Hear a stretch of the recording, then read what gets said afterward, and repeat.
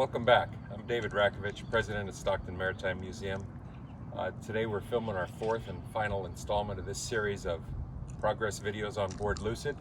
We've got quite a bit of work done since we started this series back in May, and starting right here with our stack. After a month of sanding and removing 50 coats of paint, we got the stack looking like it did originally with the original Lucid logo mounted on it.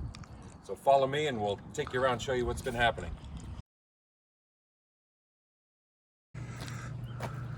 Well, here we are in the forecastle, of course, and through a generous donation we were able to purchase this capstan and windlass, which is off the Pluck, the USS Pluck, a sister ship to the Lucid.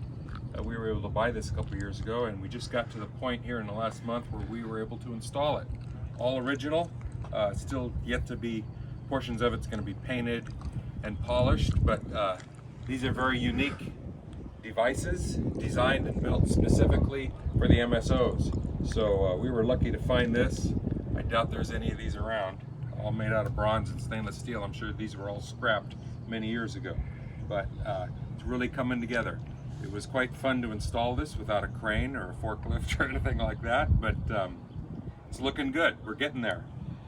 Thanks to your generous donations, we're able to purchase and find things like this and bring the ship back to its original appearance.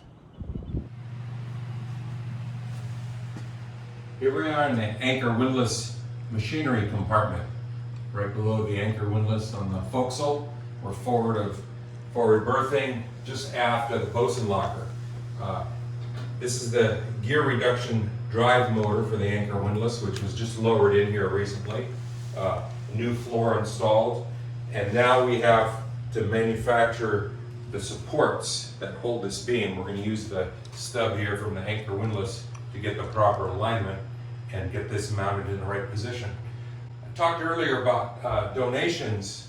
Interestingly enough, we had a collector that donated to us the original chain locker hatch cover off the Lucid. This was removed back in the 80s when he was hired to work on board the ship as a carpenter, and this area was turned into a master bedroom suite, so the owners had him remove this hatch. He contacted us last year. He lived up near Bremerton, Washington, and contacted us, asked if we were interested. So interestingly enough, most of the hardware on the ship has come from other ships because this ship was completely stripped, but this is actually original, so we restored it and installed it back in its original location. One of our volunteers that comes up every year from Arizona to work on the ship, Jack Frost, you've seen him in our photos on the Facebook page, was recently here and recreated these freshwater storage tank vents. Very, very accurate in appearance to what was here originally. In addition to all the work being done here on the Lucid, we're also working over at the museum shop.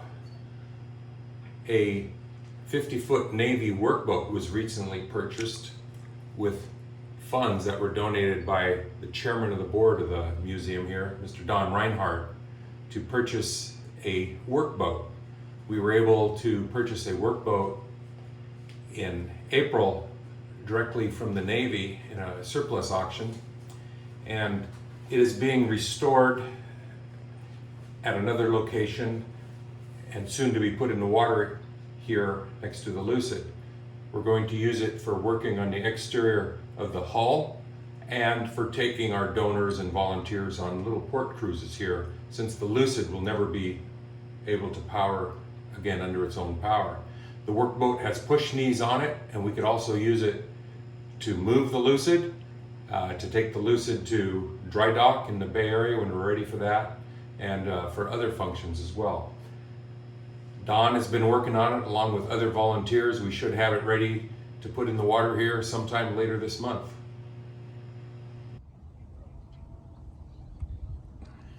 This is a reel here we were able to acquire recently. This is a commercial reel off of a longline fishing craft that we are going to modify and make a magtail reel off of it that is going to mount here on the stack deck, right aft of the stack. We're going to raise this up one more level and get it installed, and then we're going to make modifications to mimic what it looked like originally for the auxiliary magtail. I've spoken in earlier videos about the importance of the cash donations that make all this work possible. But in addition to the financial support, we get some wonderful gifts sent to us, and I wanted to talk a little bit about that. These artifacts have been sitting around in someone's home for years and years, and people have become aware of us and are providing these types of goodies to us that will make wonderful props here when we're open to the public. For example, speaking to flare guns, 40mm shells, M1 Garand for the magazine, and ship's plaques, both original and recreated. We're putting together a set of all the MSO ship's plaques, which will be on eventual display here.